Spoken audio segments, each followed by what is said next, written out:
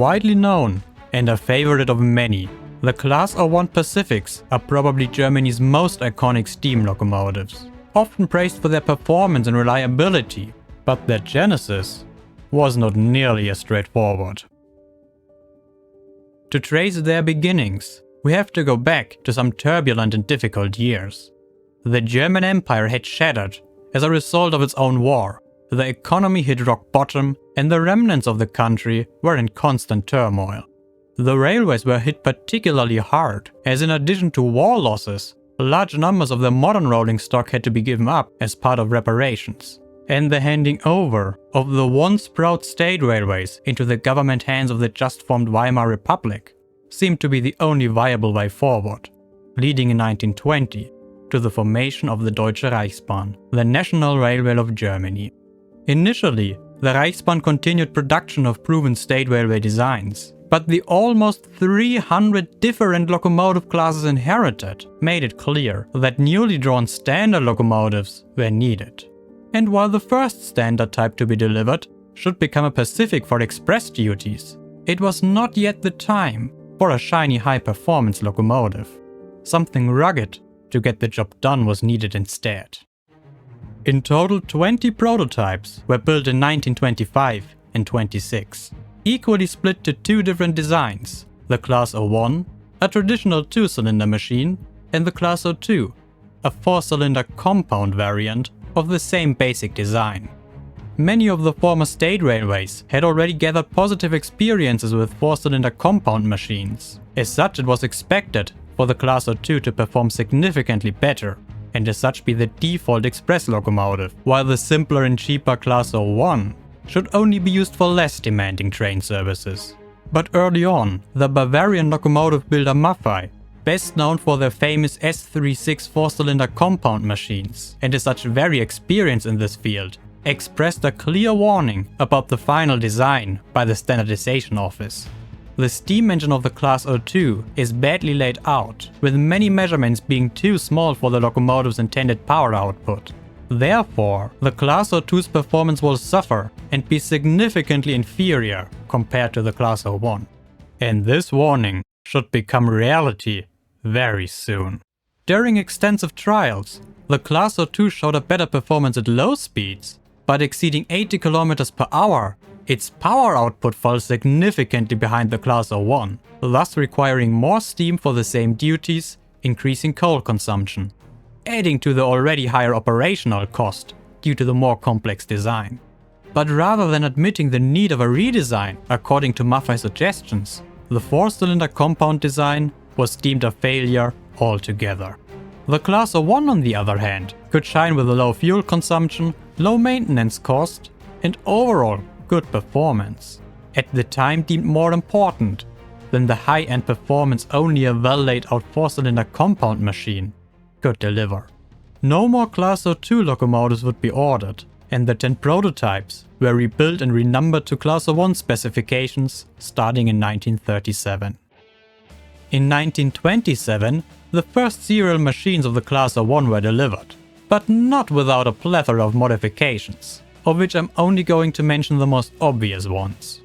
The short Bavarian-style tender of the prototypes, with only a single bogie while the rear two axles are fixed to the frame, was needed to be able to turn the new locomotives on the back then common 20-meter turntables.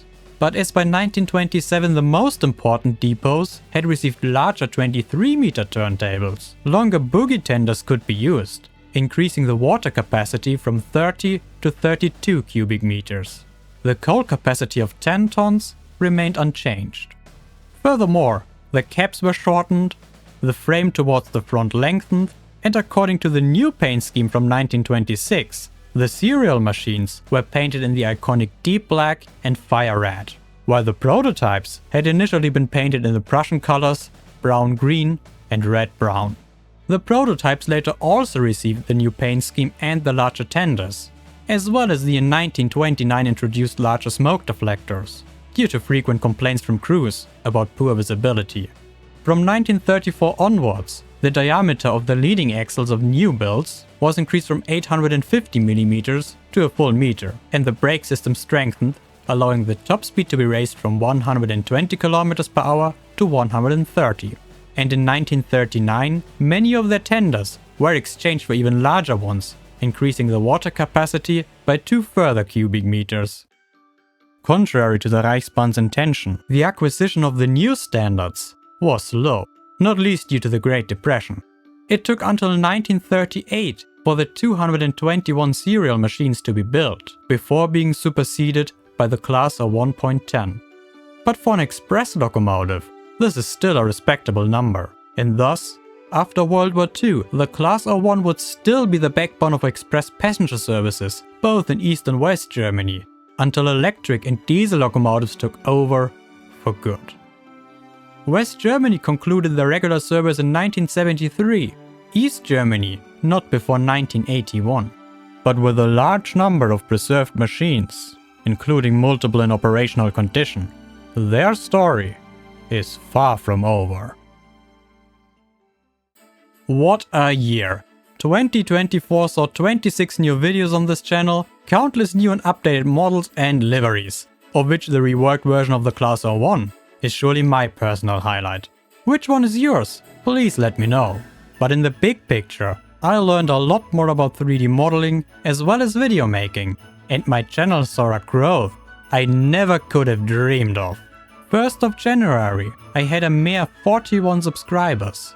If you told me back then I would end the year with more than 7,000, I would have called you crazy. And yet with all your help and immense support, here we are. Thank you so much for that, but also for your thoughtful comments and video ideas all throughout the year. It is safe to say, a wonderful community is formed in the comment section, and one can only wonder where this journey will lead us to next year. For me, this journey is only about to begin, and while I don't want to give anything away just yet, I can promise you that 2025 will bring many fantastic new projects that will reach much further than the past year has done. This is also the perfect opportunity to give a special thank you to Contrian, Dave Heise, Flipschwip, Kay Frankly, Lucas Ilskens, and Steamy Player, as well as all members of the tender tier, past members, and one-time donators. While no one of you needs to support me in a monetary way, I deeply value this direct support, as it helps me to keep the channel going and maybe one day to also become a full-time creator. While that day may still be far away, I'm sure that even until then, we will have a very good time. But for right now, it is time to take a short break over the holidays, to rest and do some proverbial stock taking. I hope you too have a chance to take things a bit slower, and I wish you wonderful holidays and an amazing new year. I will be back soon with more videos here at Steelbridge Models.